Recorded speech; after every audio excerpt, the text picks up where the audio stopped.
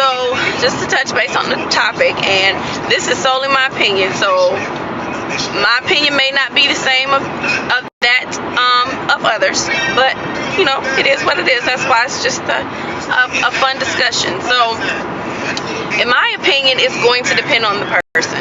Only you know what you're willing to put up with and what you're not, you know. So prime example, when you get into a new relationship, you guys are learning each other. You know, you're making changes individually, they're making changes individually, so that the two of you compromising, you know, things like that, so that the two of you can conform to your relationship in the way that you want your relationship to work.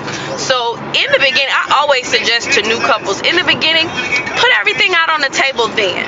Let the person know things that you dislike, things that you like, even things that seem the pettiest of all pettiest or the simple of all simple. It doesn't matter. It doesn't matter how small it is or how big it is.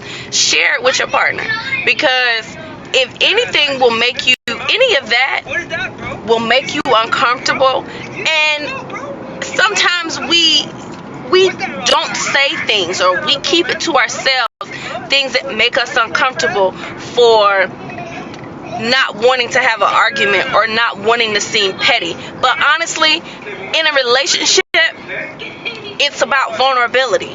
So it doesn't matter if it's petty, it doesn't matter if it's simple. Voice it, put it on the table, say what it is, because how can your partner know and understand what to do or what not to do if you don't tell them? Even if it is something simple, just voice it anyway. You may feel retarded when you say it, but it's okay. You know, that's what your relationship is about, being transparent about all your feelings. So now that you've been transparent and you've given them all the tools that they needed to know how to treat you in your relationship, now comes the time for you guys to move about in your relationship. Now, change doesn't happen overnight. It may be some things that you put on the dang, I can't get my seatbelt on. It may be some things that you put on the table that they may not be used to doing, or they've never had to do in a previous relationship. So there comes change. That's where change and compromise comes into play. Understand that change doesn't happen overnight.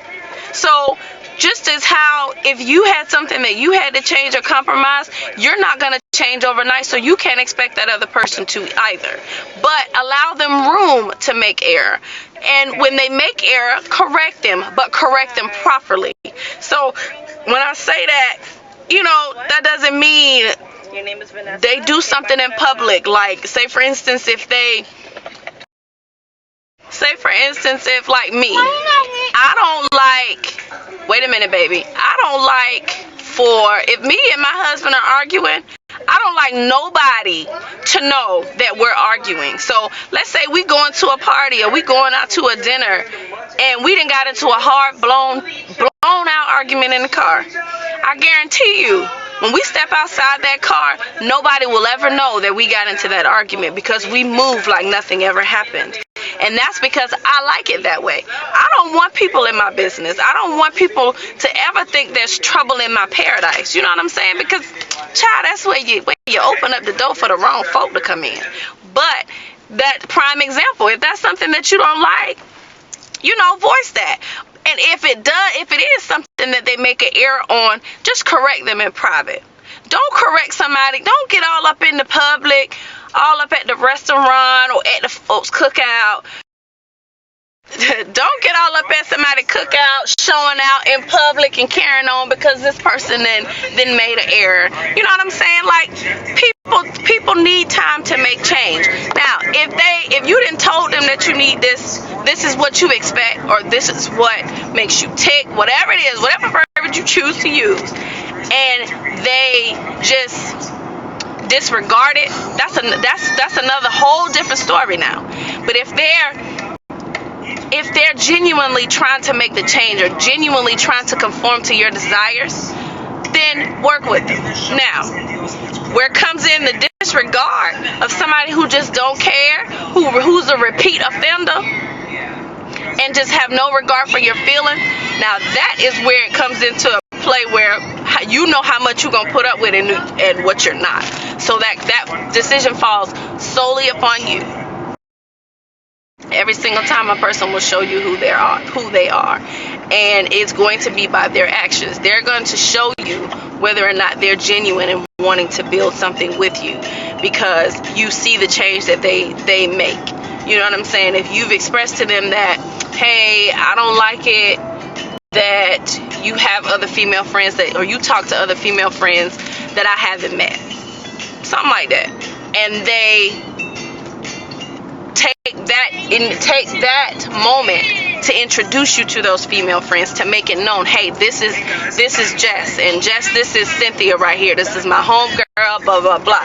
So they make your relationship known. They introduce you to this female, so that they make it so that you're comfortable with that person being a part of their life without you being in the picture sometimes, or without you being around sometimes. Now, situation like that is going to be, again, solely up to your discretion. Now, if they totally disregard your feelings in regards to that particular situation or any other situation, then it might be something that you need to rethink, so you kind of got to use your better judgment when it comes to that situation. So again, it's going to be solely up to the person if you know what you are willing to put up with and what you're not going to put up with. And in my opinion, you just have to set the standard in the beginning. So if it is any problems, if problems do arise, or there are anything that you are uncomfortable with and that your partner is just not willing to change or not willing to compromise on,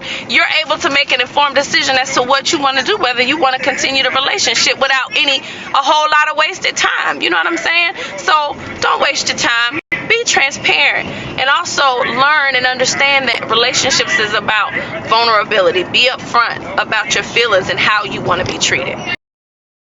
Elaborate a little bit more on vulnerability. What I mean by that is, ladies, it's usually always us. Now, it's a lot of times men too, but in most cases it's us. We've had these rough relationships in the past, and we harbor those feelings from those relationships, and a lot of times we'll carry it over into the new one. And when I say being vulnerable, I mean every man is going to be different. He's different than the previous guy that hurt you or that did whatever to you. If he wasn't different, then you wouldn't be giving him an opportunity to show you different. So in that case, let the guard down. You got to let your guard down a little bit. In order for you to be able to open up and accept love, welcoming love, true love, you got to let that guard down a little bit. Let it down, relax it. But in the back of your mind, know and understand what you are willing to put up with and what you are not. Stand your ground. Your expectations out the window, but do relax your guard a little bit and allow the man that you're giving the opportunity to show you that he's different. So you got to give him a little bit of leeway, ladies. Give him a little bit of leeways. And I ain't even just going to say girls, because guys do it too. Sometimes guys are worse than girls. Guys harbor harder feelings than girls do. So guys, the same thing goes for you.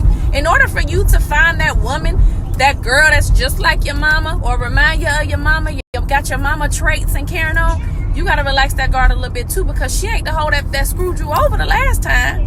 You know what I'm saying? Or for whatever reason you left the girl you was dealing with before that, she ain't that same heifer. So you got to give her an opportunity to show you different.